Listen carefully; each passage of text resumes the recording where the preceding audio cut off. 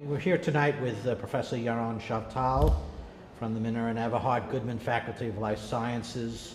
The winner recently of the Robert Fulgen Prize for Outstanding Contributions to Quantify Gene Expression.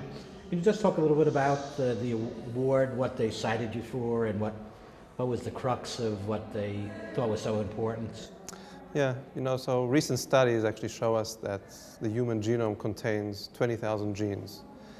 And a gene is like a program. You turn on the gene, it makes a product, and this product goes and does whatever it has to do in the cell.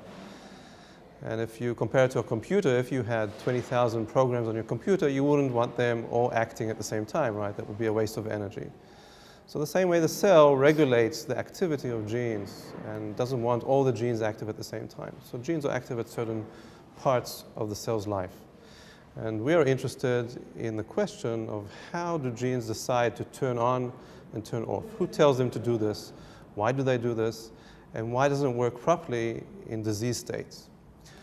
So one of the genes that we are working on is a gene that is very crucial for the cell cycle. Each cell has a cycle, and at some point the cell can decide to divide.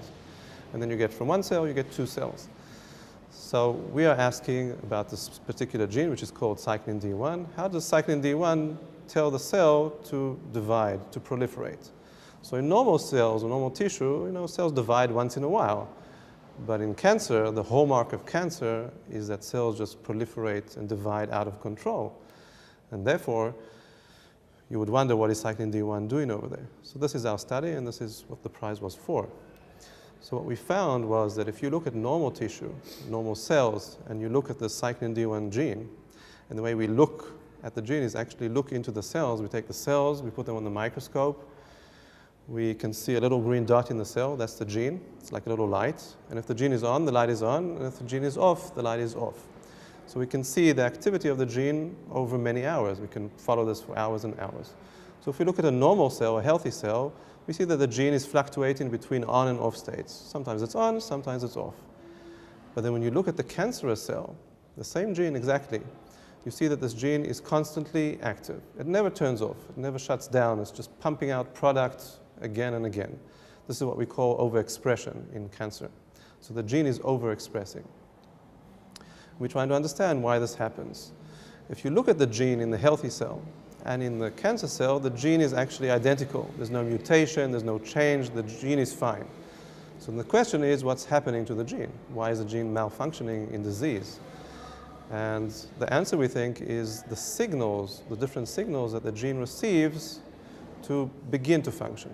And we know that in many cancers, the messengers or the signals that arrive at the gene are mutated. So we are working with a few molecules that come from cancer patients, and these molecules are mutated molecules, and we are trying to understand how these different molecules activate the gene aberrantly in cancer cells. In addition, what we're doing is we are looking at different compounds, or drugs if you want, that we are screening, tens of thousands of them, to try and find the drug that will somehow intervene in this pathway and stop the activity, the constant activity of the cyclin D1 gene in cancer cells. So I think in a nutshell, this tells you how the power of asking very basic questions about how genes function in every cell in our body, normally, we can use that information to go and ask questions about how cells function or dysfunction in cancer states, and to get answers there, and from there carry on to find a drug to make things better, hopefully. I mean, realistically, as far as cancer research, how far have we come in the last few years, and how much further do we have to go to try to find the cure for certain types of cancer?